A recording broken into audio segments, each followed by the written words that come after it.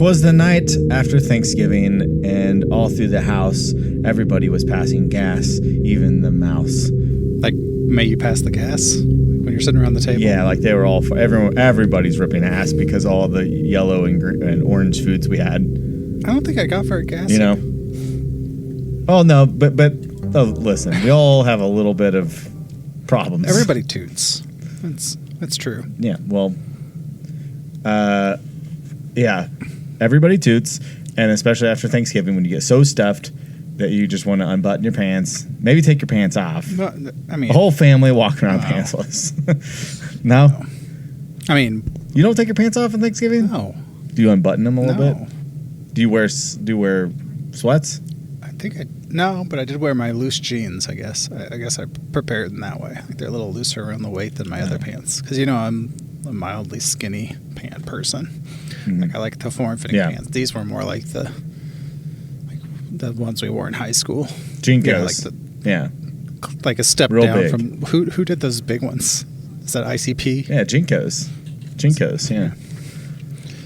So I was ready for it.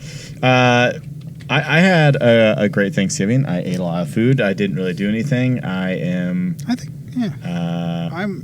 was fine. I'm Thanksgiving adverse, as I think we've talked about on here, but I also had quite a lovely time because I found something that I wanted to make that was vegan and other people could have it. Like it wasn't some like strange dish that meat eaters would turn their nose up. So I made that, and it's quite lovely. And I drank a lot, and I laughed a lot.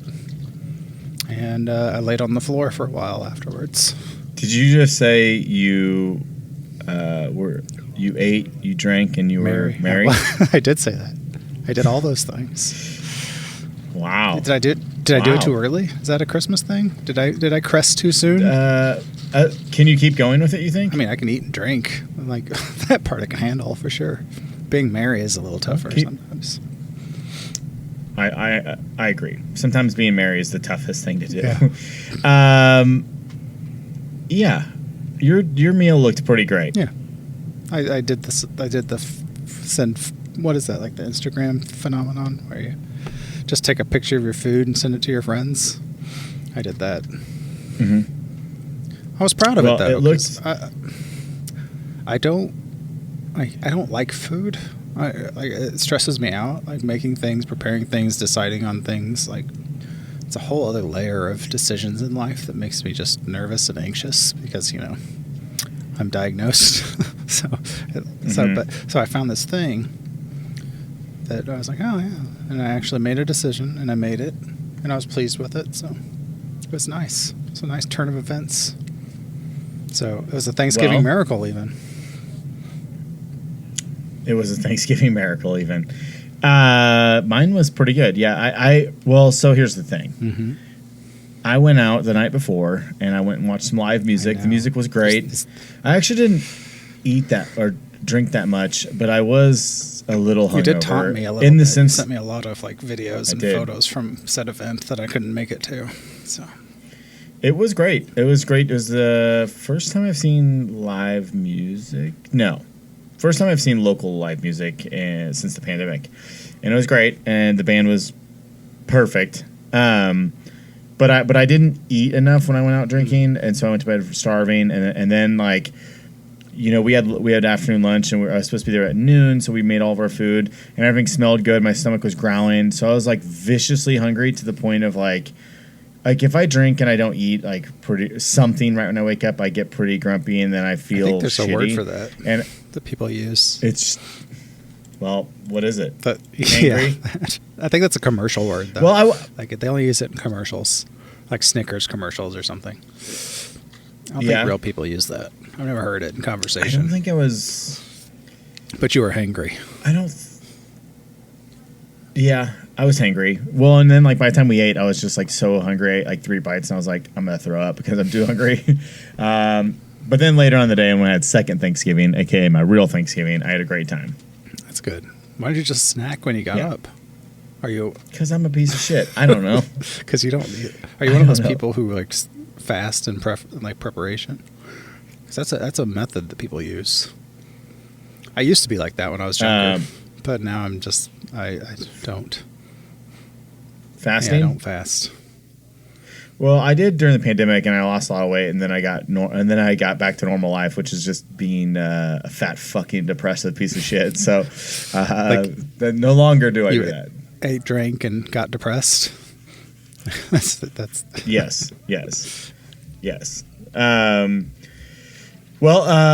This week's episode, we don't have a particular theme. We're going to be covering a couple of films that we talked about slightly and a little bit more in depth.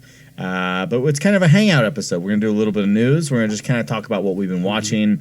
And that's about it. We're just going to hang out. Maybe it's just a Thanksgiving leftover episode. We're all laying around on the floor digesting, just having a chat. Like, just all stretched out as much as we can.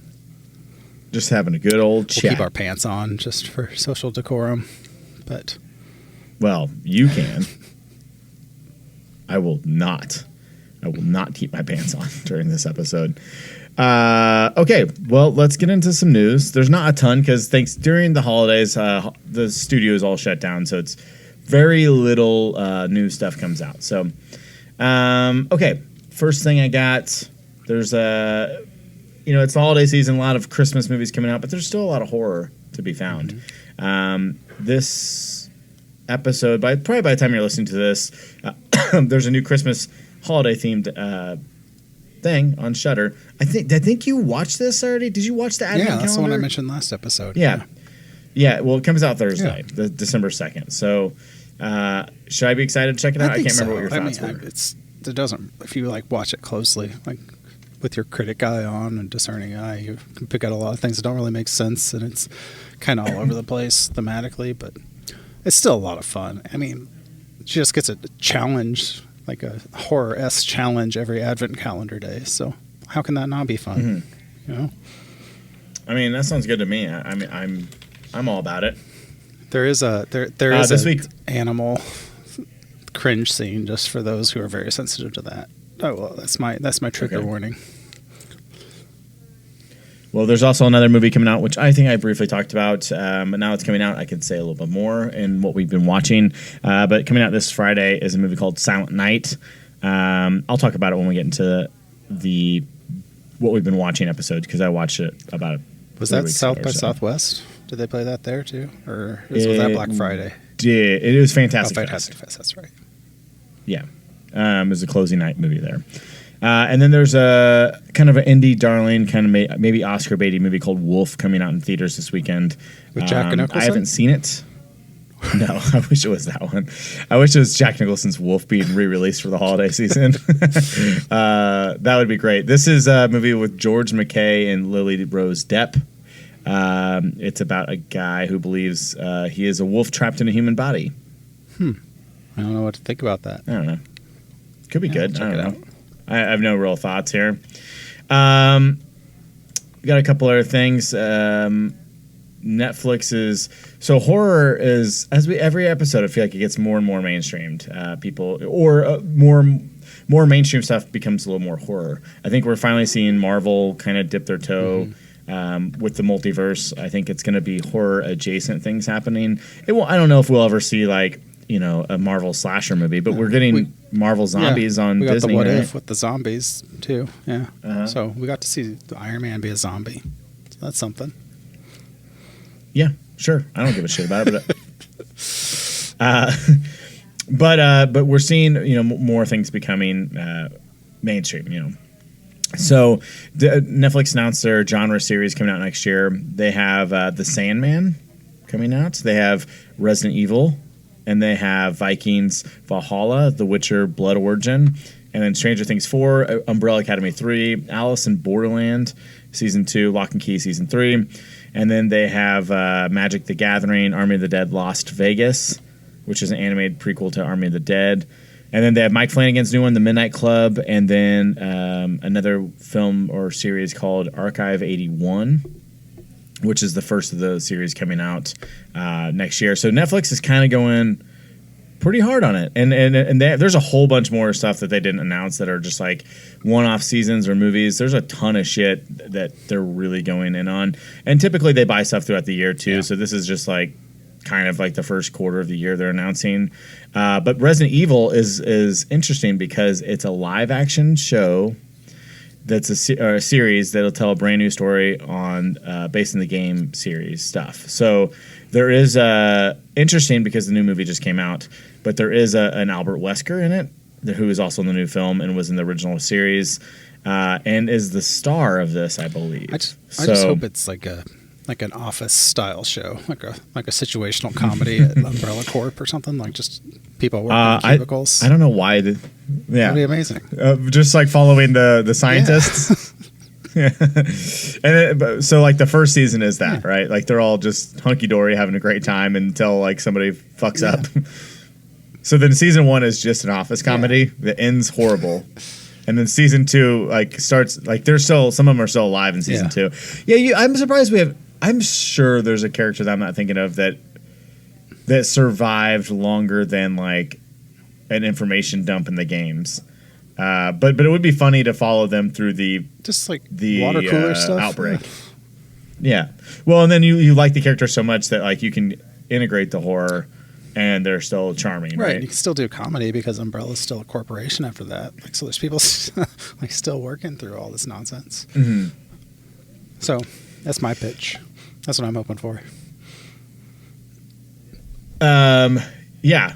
So we'll see. Resident Evil came out this last weekend. Didn't make a ton of money, but I think, as I mentioned before, I liked it as a fan. It is not a movie for anybody that's not fans. I'm sure it did fine because it wasn't really marketed at all either. It was just kind of dumped very quickly. So I'm sure, considering that, it did okay, right? No? But even bad by those standards? I don't think it... Yeah, I think it made like $5 million or something. That's not great. Yeah, it made $5.1 million internationally. Ouch. Yeah, that's not good. Oh no, worldwide for $14 million so far. It cost $25 million to make. That's not good. I think it'll probably end up making some money. That's no good. But they did just kind of just drop it and didn't really give it any fanfare. Like barely got a trailer. Yeah. Maybe it's just one of those things. It'll make plenty of money I think it'll find its crowd on home video. It did have poor reviews. Like I think it was at 25 or 30%. But again, like I don't think critics. First of all, I don't think they want to like this series. Yeah, it's a Monster Mash movie, and it's a Monster Mash movie that's made just for video game fans. So I think if you're a fan of the games, you'll like it. Again, like it's not for anybody but fans of the games. And it's not perfect. It feels like they probably cut like 30 minutes out to get a real slim running time. But I had a blast at it. Now, when I walk out, I'm like, I don't know what more I want. Like, sure, it could have been scarier. Fine. Yeah, maybe. But also, like, it's pretty much the games. It feels in tone. It's got cool effects. But it's all whatever. I'm easy as I get older. That's all I want. Yeah. Just let me be merry. That's all I need. Just help me be merry. This is something that's been like coming down the pipeline for a very long time, and that is Peter Jackson is doing 4K releases at some point of his first 4 films: Dead Alive, Bad Taste, Meet the Feebles, and Heavenly Creatures. Oh. He's doing all 4K restorations from the original negatives, so he actually owns all the rights to those movies. So that's why you can't find them. He didn't. I don't know. He just doesn't want them out there in shitty qualities, but he's got a ton of extras and stuff. He says 60 hours of footage of them making Brain Dead, like 70 plus hours of Heavenly Creatures footage. So they have all this like behind the scenes stuff, and he's been a huge behind the scenes guy since Lord of the Rings. Yeah. I mean, I don't know do you remember that? Like the Lord of the Rings, he was doing doing web series. Like every week there was like posts about him shooting the series. I do remember that. I also remember Heavenly Creatures, and I love that movie. Like, I don't know if a lot of people saw that. That's great. I never saw it. Really good. I think I saw it on VHS, though, so seeing it in 4K will be a whole new world, I'm sure. Maybe a little bit more heavenly. Not just creatures. But he says that it should be out like next year because he's just been doing the Beatles Get Back, which just came out. Yeah. And weirdly, maybe it's just a Peter Jackson time because I popped in the Fellowship of the Ring 4K. So for the 4K, he like rescanned everything and recolor timed everything, and it looks amazing. Like it looks better. Like the colors they are, I would say, noticeably different, but they look better than they've ever looked. Like they're really rich colors, like really darker blacks, and it just looks like he really spent a lot of time and energy like matching the color because he wanted them to all the Hobbit and the Lord of the Rings series to match in tone. So he kind of colored everything and re-released them in 4K. Yeah. I never saw the Hobbits, but I would say the Lord of the Rings movies look incredible. Okay. The Hobbits, I don't know. I don't think I ever watched them after. I don't even know if I finished them, honestly. Yeah, I think I did with because my kid was little and wanted them, but they're not good. And I went to the theater to see them when they did like the 60 frames per second and all that. And it just looked like masterpiece theater. Like it looked very like. It didn't look right. I don't think it was quite there yet. Like it looked like when you go to speaking of Thanksgiving, like you go to your uncle's house or your grandparents' house or your parents' house, and they still have that like motion smoothing thing on their TV. That's what it looked like the entire time. Yeah, it was awful. So, well, all right. But I mean, anyways, yeah. I love Lord of the Rings, so I'm excited to see that. Is it the entire like the unedited version, like the director's cut or whatever they call it? I'm not doing the theatricals are so fucking long already, last time I watched them, which was a couple years ago, was the extended, and I'm just trying to watch the That's fine. Theatricals. I think once you watch the extended and get the point of what they added, you don't need to redo it. Yeah. You know, I will say, like, last night, maybe I watched the first one, but I was like, holy fuck, I don't remember what happens in the next two, because, like, so much happened in the first movie, which is kind of funny, because the movies have been parodied, especially the first one, so much of just being movies about walking. I'm like, nah, a whole bunch of shit happens in that first movie. Like, it's actually kind of wall-to-wall action. Yeah. Like, I mean, after, like, the first 30 minutes, it's just like, and yeah, sure, they're on a journey, so there is walking, but, like, I mean, the difference is, like, they don't have spaceships. Yeah. Well, they're fighting the entire time. So, like, walking. It's not like they're just they're constantly fighting. Yeah. The first one's held up pretty good. And the race on the top of that stone thing, that's terrifying. Like when Frodo gets stabbed, that's not just walking. Oh yeah, I love those movies. I will say it's pretty intense, and like it is like, I was thinking, like, man, we haven't really got a huge career out of Peter Jackson, really. Oh, we got King Kong. I remember that movie being pretty good. It wasn't.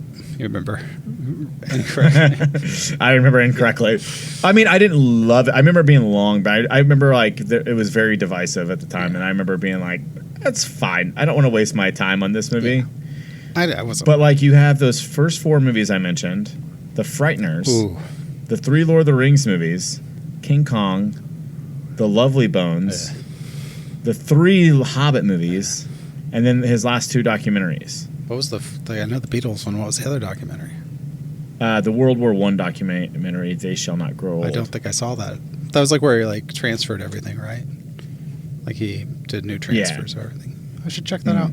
I definitely he's made more great films than bad films, and even his bad films aren't like awful. I mean, he's I almost said this sentence: Peter Jackson's super talented without like giggling. Like obviously, like he's but it's weird. Like, you know, in the last 20 years though, we haven't got an original film. Yeah, that's true. It's been 25 years since he made an original movie. When they gave him Lord of the Rings, that kind of became his new thing, I guess, right? Proper like adaptations and. I mean, I guess it's just his last original idea was The Frighteners, which is fantastic. I love that movie so much. I mean, it's great, yeah. But you look at his first 5 films, and they're so original, and they're like his stories and small. And then we got the Lord of the Rings adaptations, which are great.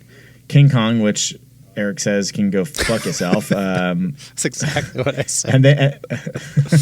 And then you have the Hobbit movies, and then the Lovely Bones, which are both adaptations. I mean, King Kong's an adaptation too. And then you have 2 documentaries, which are, you know, about history. Yeah. As documentaries usually are. I'm excited to watch Get Back, because I am a big Beatles fan. Too. I don't know when I'm going to watch 7 hours of... I'm sure I'm going to just go Beatles fucking mania over it. I'm really excited. Even if I didn't love the Beatles, which I do love the Beatles, but like the idea that we have this footage of what it's like to like try to record an album and try to be creative with people and like have the pressure of that.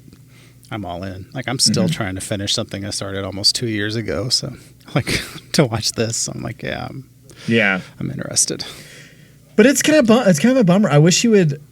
I didn't know he sold Weta. He sold his digital workshop Weta for like $1 billion. So Peter Jackson's just has all the money. Yeah, he's worth billions of dollars now. Literally, Good for him. Like he sold that last year. But I didn't even know that. And he's still like the main stakeholder in the company. Weirdly, but yeah, I don't know. It's kind of like the thing that happened with George Lucas. Like George Lucas has. When you look at his career, George Lucas made like his first 4 movies he directed are arguably perfect movies. No, I wouldn't say they're that, but they're definitely his, and they're. I mean, they're great movies, like right. I mean, not my thing, but yeah. THX is a really good movie. American Graffiti is great. A New Hope is great. So I guess those first 3 movies, and then he didn't direct the movie till The Phantom Menace, and he did those 3 movies, and it's like, and then he quit. And then sold everything, yeah. But he's got literally unlimited money, and he like always talks about like I'm gonna make small movies, personal stories, and then he just doesn't do it. Yeah. Oof! I just looked it up. George Lucas is worth $6.4 billion. He's not even like producing movies. Like, does he even like movies? I don't think he yeah. No, he just listens to his Victrola, I think, at this point.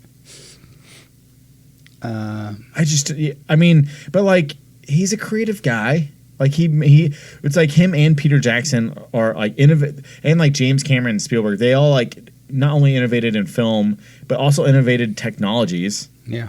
And were like first created shit. And like Spielberg and Cameron are still doing that. They're still like churning original stories and James Cameron's also like inventing things and going adventuring and exploring everywhere. He's an insane person. Yeah, James Cameron is, he's there's not a real comparison for him, but like George Lucas is the grandfather of special effects. I also just looked. I mean, he created the modern movie. And I just confirmed Peter Jackson is in fact a billionaire. So he's just hanging out. I read this last night. He sold like his company has sold for like $1.6 billion. He already had like $450 million. So he's got like an unknown amount of money, like unlimited amount of money. Like he's doing all right. Incredibly wealthy. It's him and Spielberg and Lucas are the most wealthy directors. Yeah. But like it is kind of a bummer because like you look at Peter Jackson, it's like I mean I like he's an incredible director, but like how fun. You know, the interview with him talking about these remasters, he's like, man, it's blowing me away. So maybe that's going to set something inside of him because I'm sure he's got projects he wanted to make that he never did. And then he gets so like, I don't know, buried in these long things. It's like, go make a movie that takes 6 months. Yeah. That's just fun. Like, you know, like it's like when Sam Raimi did Drag Me to Hell. Mm-hmm. Like he got so into the studio system. He just was like, I just want to make a fun movie that doesn't, that I can make with no notes, no oversight. Doesn't matter how successful it is. No, it's great. Yeah, and it was great. But like for Sam Raimi's career got off the rails a little bit. He became a Disney machine. Like he made the Oz Great and Powerful. He made those Spider-Man movies. He made he just kind of lost the sense of like who he was. Isn't he doing for a little Doctor Strange bit again now, so he's back. He is back, but I do think like I think that was a good thing. Yeah. I don't know. I think that was. I don't know. I think it's just like you reach the level of success and you're like, oh, I should only be making big movies, because that's what people want. But it's a bummer, like like George Lucas. I guess he produced. I mean, he did. I guess he gave us enough. I guess you could say he made Star Wars and Indiana Jones. It's like and like Land Before Time and Willow and shit he produced. Yeah, Lucasfilms and productions and stuff. There's so many movies that he influenced and made possible. But it is like, what else would he have done? You know, I don't know. And maybe I hope Peter Jackson comes around because that first Lord of the Rings movie, I'm sure the other ones like this too, but the first one is it's just like his signature style is all over the movie, and you could just see like he relishes when it becomes these horrific moments or these creaturey moments. Like he just is fucking all about it. And I guess he's always made those type of movies. It's just like you watch The Frighteners or like Bad Taste or Dead Alive, you're like, man, this guy fucking loves crazy shit. And like has crazy ideas in his head. Like I want to see his original King Kong, right? Or his original. He's made so many of those movies. Like he has to have those ideas for sure. I don't know. It's just kind of a bummer. Anyways, sorry. That's what this episode is. This is like what it's like to hang out with us, except for we might be slurring our words a little bit more, depending on. Yeah. And then eventually we come around to that moment of the night where we're like, let's quit our jobs and buy an RV. Yeah. Did we talk a lot about Malignant? I think we did a whole episode, didn't we?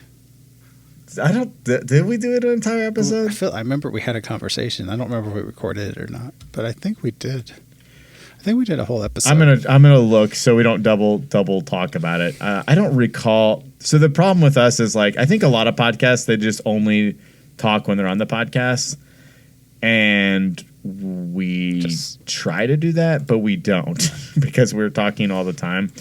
So I think like I'm gonna look real quick, but I don't think we did a podcast on like that. 80% sure. We at least did like a touch in about it.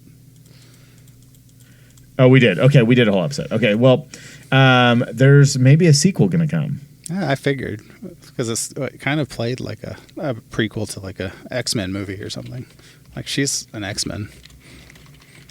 So she is an X-Men. So the movie only made 35 million worldwide. Didn't make a lot, but it was also like it was a September release, which is kind of weird. It was a big hit, I think, on HBO Max. Oh yeah. Speaking of, not to jump off too much, but what was it? The Red Notice or whatever. They were looking at those streaming numbers. I forget what it was, but it's like freaking insane. Like everybody. If they extrapolated that to like ticket sales, it'd be like one of the most like profitable movies of all time or something. But you can't really do that because that's not how it works. Yeah. How that works. They're only watching because it's free. Yeah, that's true. I thought that's insane that many people watched it.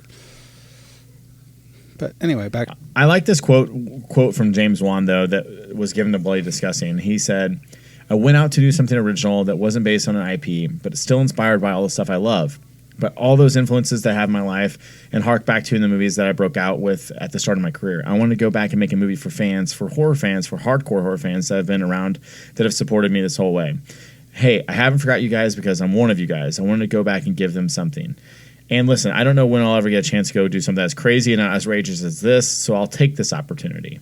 So I actually kind of respect the movie more because it is just like coming off of his most successful movie of his career, Aquaman. He's just like, fuck it, I'm going to make this wild movie that's like weird as fuck. And maybe it doesn't all the way work, but nobody else could have got that movie made. Yeah, I agree. Like, I'm still not sure that I quote unquote like that movie, but I respect the hell out of it. So, like, I was like, so exactly same.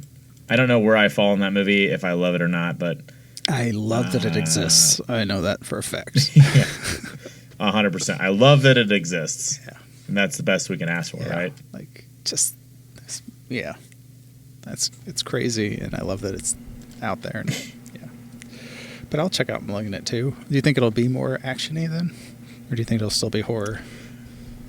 I don't know. What do you even do? You can't. Do you do a sequel with the same?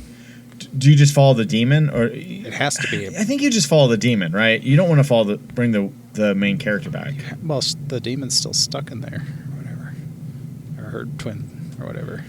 Yeah, but then like if it comes back out of her, you're like, well, then somebody just has to kill her because this thing is just going to keep rebirthing Maybe they'll itself. do like the Venom thing where they're like another one, and she has to. Since she has hers under control, and now she has the superpowers at the end, she'll have to fight another one. Yeah. Oh, I like that. Like she's like she's an avenging angel against this this specific type of twin demon that's stuck, conjoined twin demon. Yeah. Oh fuck yeah. Okay, I'm in now. I actually want to see the sequel now.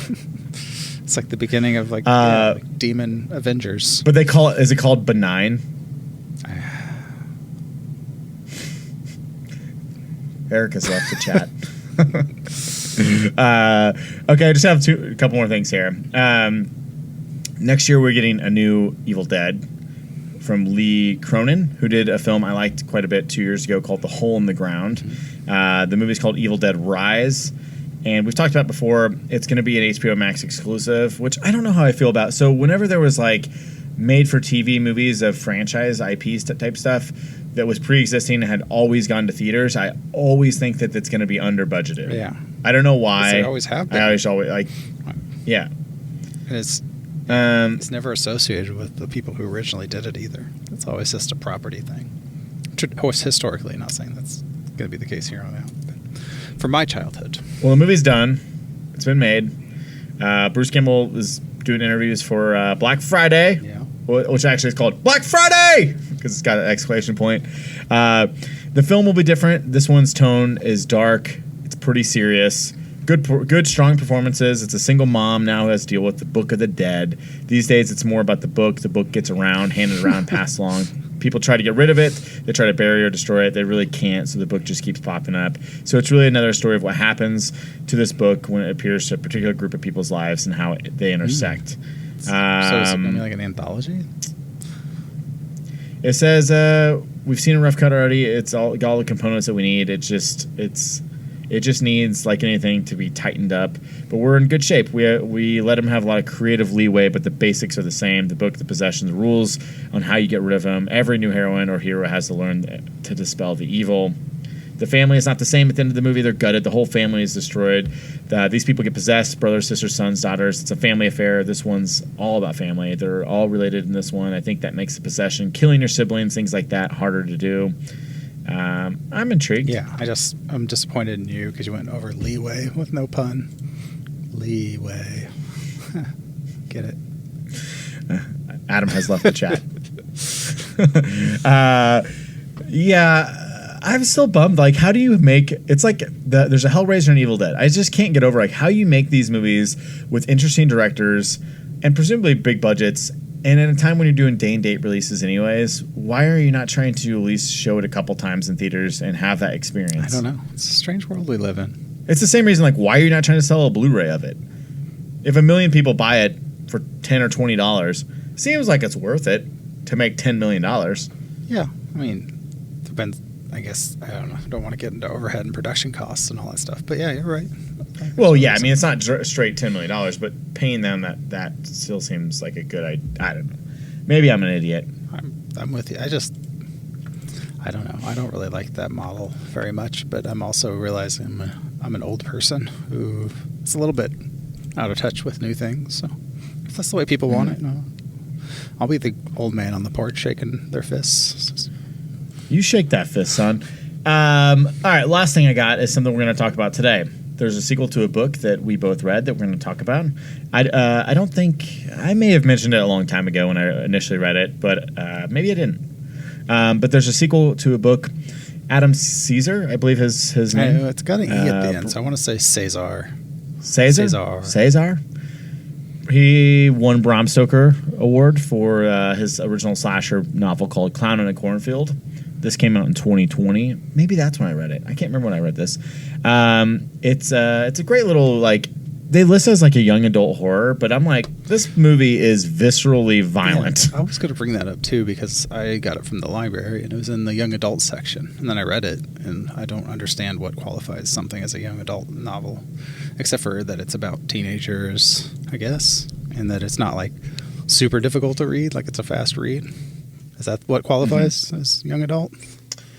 I don't really know. Because it's not like content-wise. Like I wouldn't give this to, what is young adult, like 13 to something? I don't know. Truly have no idea. I just know that I enjoyed it, and I am not a young adult. Well, apparently they're making a movie out of it, but there's no one attached to it in terms of directors, writers. But they did announce that they're going to do it. The company who made The Maze Runner and Twilight owned the option. So weird because I think they just buy like popular books for young adults. But there's factually no way to make this a PG-13 movie. No, not unless. I mean, it is. I guess you could. It is kids killing kids, violently killing kids. In the book, at least, and parents. Yeah. Like they could. Well, you can't censor it. Like the plot of the movie, it's like making Battle Royale. Yeah, but you could PG-13. cut away from the gore and stuff, and maybe hit the edge of a PG-13. But like, kind of the point of the book is like, it is like how people react to violence, and I mean, there's school shooter vibes up in this thing, pretty good, and there's a lot going on. Like, I think the violence is important because of well, there's like characters that are bleeding out Yeah. heavily that are doing important things while they're bleeding out. Like, you have to see those things happen.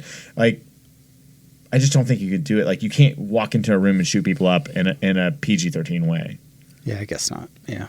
There's a Not when it's a horror film. Like, you could do it if you're Batman, right? You could, or Bond, I guess. But when there's blood involved, I don't know. Yeah. I just read this. I was like, this is one of the goriest books I've ever read. There's just moments where I was like, Jesus Christ, like reading this thing, like just how bloody and violent and how mean-spirited and how real, I guess, it felt. Well, it's definitely, that's what I felt very simple to me, like just like a straight up slasher horror book, which was fine. But then what you're talking about, like the last act, basically, that final night, it is like a Trump's America thing. And Yes. With the meanness that they're getting at and like the violence and all, yeah, it's harsh. That's what I meant, like young adult. Like, If you did a PG-13, it wouldn't do this book justice. no, and I don't think you could even, because what you're talking about, like the main character is badly damaged, and then there's another character that's stuck in a, like, basically a pile of like nastiness. So unless you have them standing in something else, I don't see how you get a PG-13. Well, they're making a sequel. It comes out next summer. It's called Clown in Cornfield 2, Friendo Lives. And it follows the same character, Quinn, going to college. And it's very slasher sequel where somebody in the Friendo mask shows up. Well, we know who it at her is party. from the end of the book. Do we? Yeah. Do we know who We it do. is? Yeah, you're probably right. It specifically says who it is at the end of the book. That's true. Well, let's talk about the book. Okay. Because we both read the book. So we won't get into spoilers, I don't think, here. I haven't read it in a while, so you can lead the way. Let's set the table here for Clown Have we in ever done Cornfield. on this podcast real quick? Have we ever like talked in depth about a book? I don't think we have. I think we've done movies. Have we? I don't know. I think we kind of talked about I think the we've just Amityville done book, short I things guess. on books. Yeah, like we kind of did the whole Amityville thing. So we talked about the book a little bit. But anyway, yeah, like I have a handy list of books that people recommend for me to read, and that was at the top of it. And I went to the library and picked it up in the young adult section, which kind of gave me pause. I was a little worried about it, but as we discussed, like it is gorier and more violent than like things like Stephen King or anything else, right? Like Stephen King has some nasty points, but this book, like the last half of it, I guess, because the main crux of this story, like the horror part, is that all in one night conceit. So once that starts, it is incredibly violent and gory and intense. Like it is so fast to read once that happens too. Like I think I read that in 2 nights once I got to that point. And I don't read a lot in like huge numbers. I read Chunks. like 20, 30 pages usually a night, if that. So I read like 200-300 pages in a couple of nights. That tells you like how easy it is to read and how like compelling it is to read. But yeah, I really liked it. It's basically, I think it intentionally kind of points to so many other horror movies, horror stories we've heard, because it's the story of a teenage girl and her father who've lost their mother, moving to like a small town in Missouri from Philadelphia, I believe, and starting a new life. And this town is not exactly what it seems, and that whole thing, and going through that experience and that Fish out of water story. Yeah, and then it kind of does that who's the killer thing, like we've seen, like I know what he did last summer, kind of like mystery-esque thing, like who's doing this, and then it twists into something that made it more, like I was fine with this book, but once it, I don't know if that's a full-on twist, but once it twists about Friendo and like that revelation of what's going on there, that's where this book kind of really like digs into its message, like the Trumpism and tribalism and where our country is right now, and got pretty great. I think this, I mean, there's a lot of stuff in it that's like, oh, this is very teen, because there's like high school kids doing like a YouTube channel, and then there's like, but then there's like immediate tragedy, like people dying. There's like, prescription drug abuse kind of going rampant in this little town. Well, and also from Philly, like her mom. The opioid crisis. Yeah, she got addicted to painkillers. There's like, it's like kind of in the background, ever present, like with kids and adults, like that there's an opioid crisis.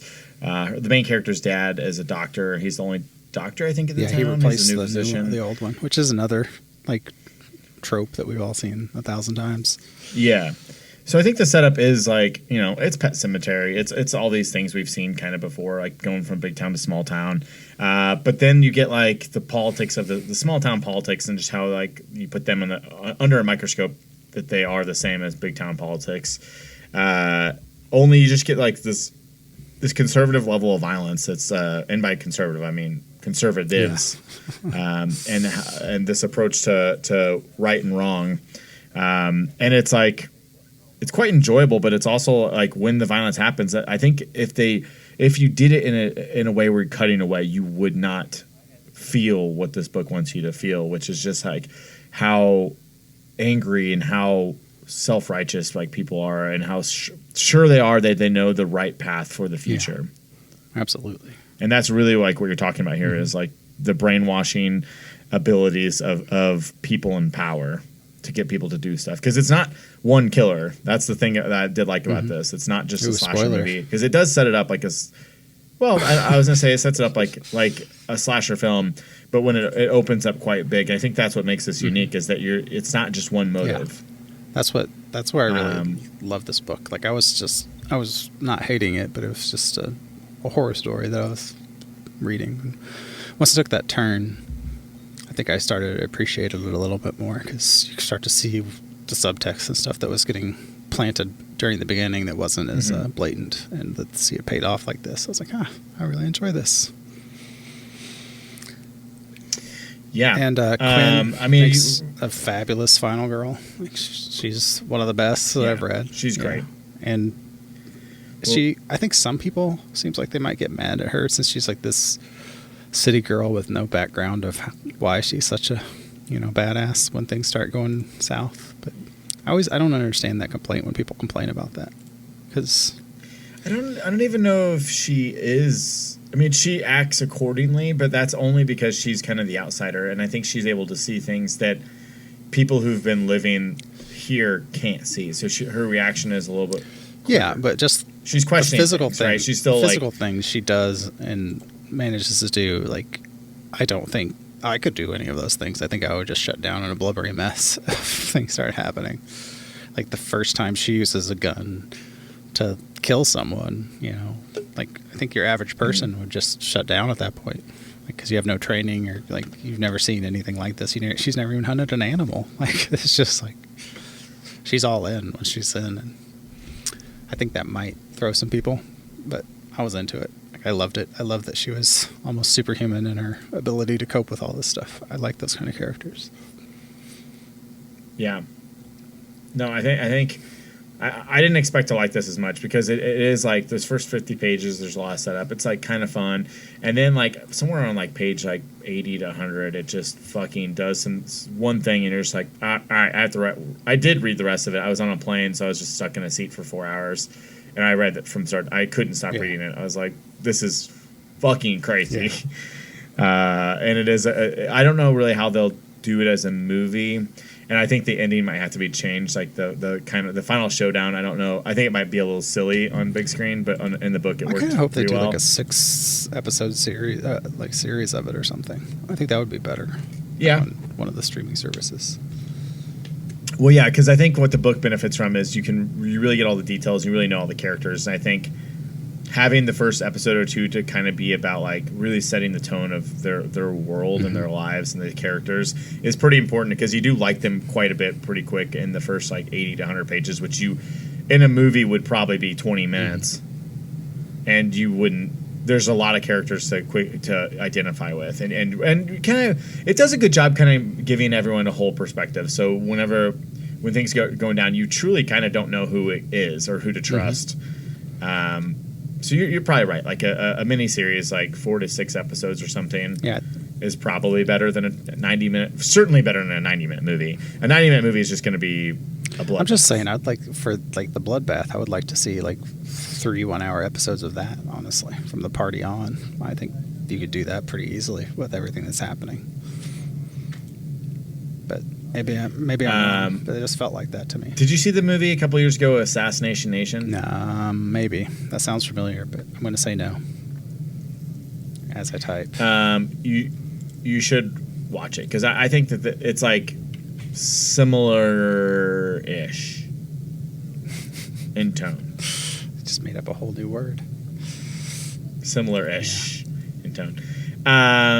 Yeah, so I think we both like this. This is a big rec. This is a book I think all horror fans should watch. I think so.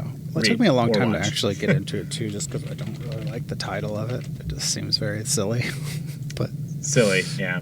Although it's perfect when you read it. You're like, nah, it's perfect. I do love it. But that's, I guess, maybe that's how I got put in young adult, honestly, just because it does sound like one of those, like, preteen middle school books of, like, Fear Streets or something, clown. Like, it just sounds like it's going to be, like, very, like, ooh, and not a serious, like, horror novel.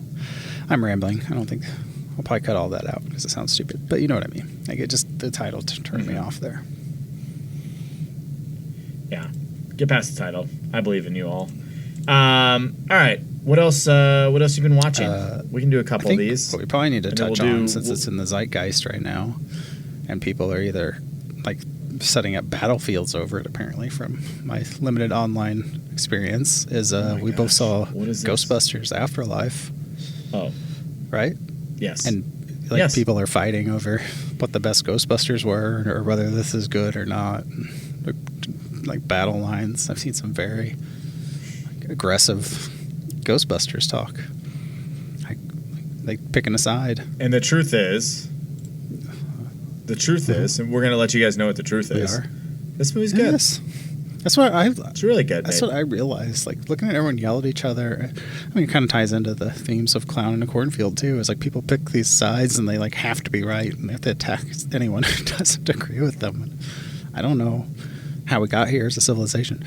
But anyway, I was thinking, and I'm like, I don't even know if I were to pick a side where I'd fit, because I've seen all 4 Ghostbusters movies, and I think they're all good. Like, they're fun. I don't have a problem with any of them. I'm not mad that any of them exist. Like, they're fine. Yeah. No, for me, if someone's like, rank these movies, I think I put this one number 2. It was overall satisfying, short. It does, I think I told you, I was like, if you liked how The Force Awakens approached the sequel, where it balances familiar beats with original ideas, this is your movie. Like, it hits some familiar beats, but it does so in kind of an original way. It's very satisfying. I think the cast of all the new characters are very good. Yeah, I agree. And it does. I liked it, but it leans on the original score so hard, like the same beats with the score. Oh, yeah. That it's just like, I could see how someone could call it nostalgia porn, but I loved it. Like the same kind of like camera moves and the same reveals to the same score and stuff. It's like, this is fabulous. I love all of this. So I had a great time with it. But it's so enjoyable. Like the even like this. I guess people go in. I think with these movies, sequels and IPs, and like legacy sequels. I mean, kind of the same thing happened with Halloween Kills. I think Rotten Tomatoes have also fucked the world of movies up pretty good, because people just see the score and they're like, "Well, this movie's gonna be shitty." Yeah. Like either they won't see it or they go in assuming what they've already heard is going to be true, whereas they could go in. Yeah. Well, first of all, like you should go in if you want to see a movie based on the trailer or the plot, go watch it. Yeah.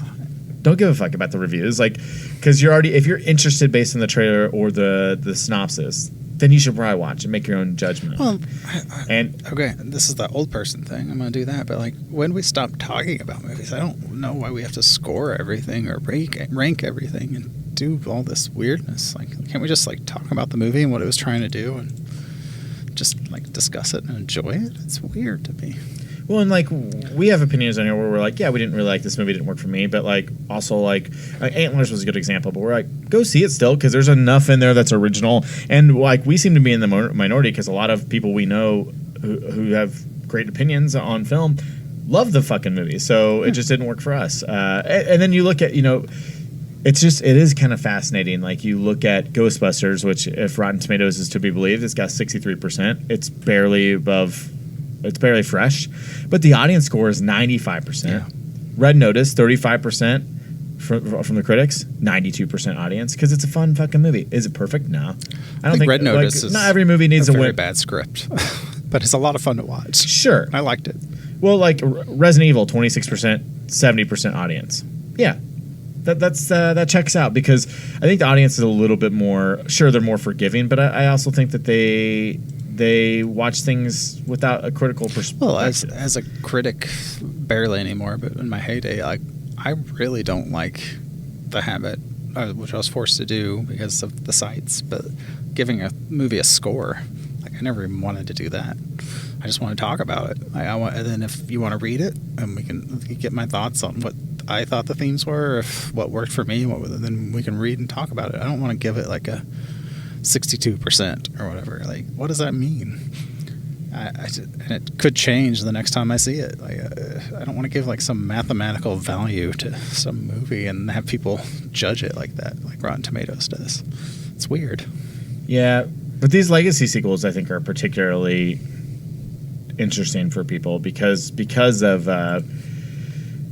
have so much on, so much to balance. Right? You have to please people. You're a big series, and Ghostbusters is kind of they tried to do a relaunch with the third one 5 years ago, and people were pissed because it didn't have any callbacks really to the original. It had a couple nods, but not very much. It didn't have enough. They were mad about the new characters. It was by and large a third movie that didn't really rely on the first two. And this one is like, okay, well, we're going to take the approach of Force Awakens, which is we're going to have some characters come back. We're going to have some events and bad guys maybe come back and callbacks, but we're going to do enough original to further the mythology and tell a wholesomely new story. Because 95% of the movie are all new characters. Yeah. Dealing with the same plot. And the characters are what I like is similar plot. Yeah, similar plot, but it's also like we've never seen somebody stumble upon their equipment of the Ghostbusters. That's new. And seeing the kids the world's forgotten kind of about the Ghostbusters, and like ghosts are kind of disappeared, and kind of like an interesting way of like 2021 has no time for ghosts. I also loved little sprinkles in there. Like I loved. They never diagnose it in the film, and I'm just grasping here, but Egon's granddaughter, who's like that character, the main character, is assumably somewhere on the spectrum, like an Asperger-y kind of thing. Yeah. And like she gives these little explanations of sprinkles. Like my reactions aren't like she explains it and like it kind of normalizes it. Like there's like 3 scenes or so where she talks about it, and I'm like, that's great. Like introducing this and like normalizing it. And she's so damn good in it. So, I love that. Yeah, I was just so charmed off the cast of this movie. The only thing I also story-wise, the one criticism that I had, which is not really a criticism, when you really start like deep diving and thinking of things that you think could be better anyway. But the brother seemed like he was kind of wasted here. Like he didn't really do much. He just kind of. But I actually like him. I think everyone's like, oh, it's just gonna be Stranger Things because Finn's in it. And he's just the backseat driver for the movie. Yeah. Like he's kind of a fuck up. He's got no game. He's not suave. He's just kind of like he's a kind of fumbling idiot. And I like that he wasn't the main character. I don't want him to be the main character. It just seemed like he was very like I don't know. Like he could have been involved a little bit more because he did seem almost like a dangling part that just kind of slowed the movie down almost. But. Like his scenes alone. But that's, again, I liked it, but I'm just like pacing wise, like on a very structural level, it just seemed like he was a little underdeveloped.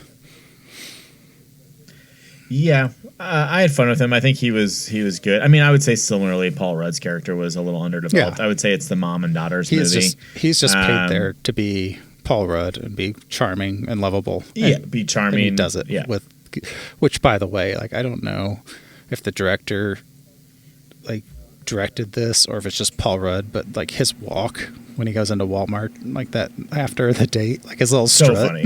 Like I don't know where that came from. Funny. But I'm just like, God bless you, Paul Rudd, because he just got done with his date. I mean, he got a kiss and his little like getting his ice cream. He's just such a nerd. Like I fucking love it. It's so good. Yeah. He's so innocently charming. And he has one of the better lines too. Mom. I love Carrie Coon. Absolutely. This cast is amazing. What line are you talking about? When he comes back out of, I don't want to do anything, but when he comes back out of his state, and he's like, "Ah, my arms are sore from the galloping." like the way. Yeah, you're like, how much of this like did he work on his like? Because it's so like his comedy, and it's like. I don't know. Like I will say, like everybody has their own comedic stylings in this movie. Like McKenna Grace is very specific. Paul Rudd's is specific, and Finn and Carrie Coons are they're all very uniquely written. It's not like a broad like the comedy's all the same across the board.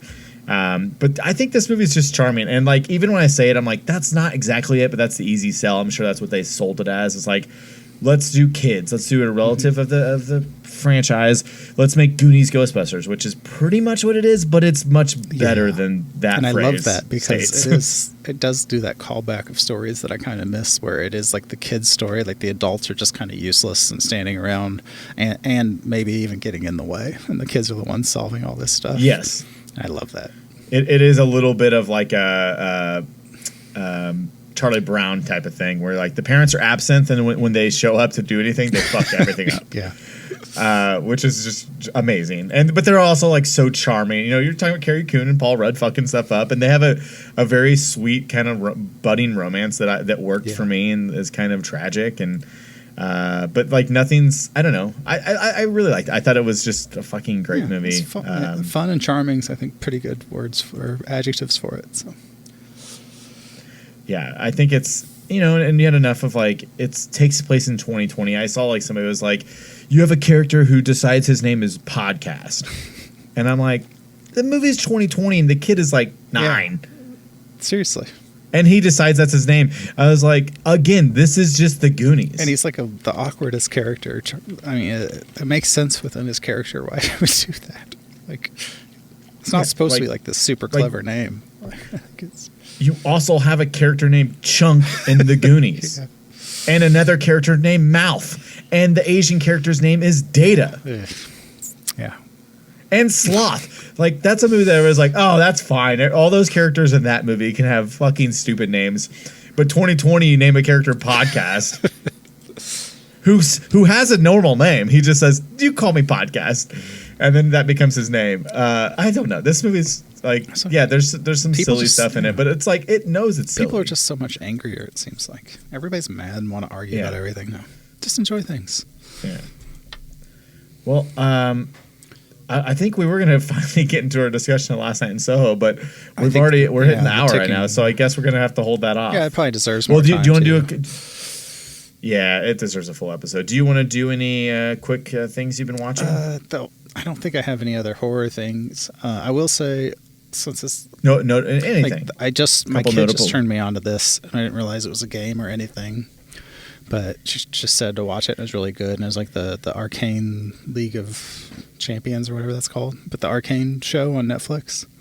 Yeah, like it is incredible. Like the story is pretty good, and the animation's absolutely fantastic. Like the way it's put together and animated, and the combination of styles, and it is fantastic. I would highly recommend watching that show. I'll check it out. I saw like the trailer, and I saw you post me. I was fully in Mordor last night when you texted me, so I could look away from that. But I'll check it out. What have I seen? I'll just talk about Silent Night since that comes out this week. Silent Night is a brand new movie. It's a British film. It's got quite the cast in it. Keira Knightley's the star. Matthew Good's in it.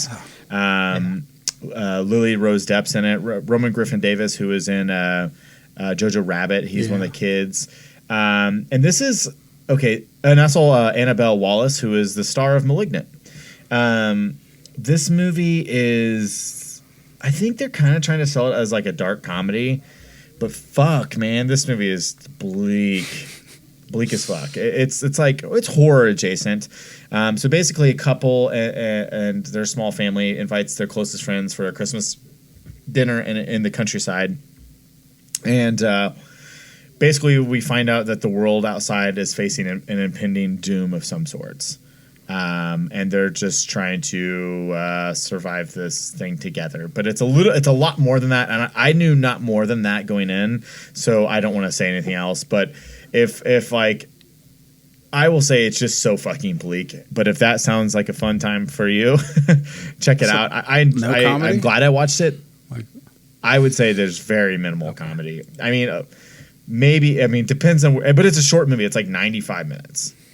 And it goes in, I mean, it's a pretty, I wish I could say more about it. I want you to watch it. We should do a spoilery chat about it because it's like, what the fuck, man?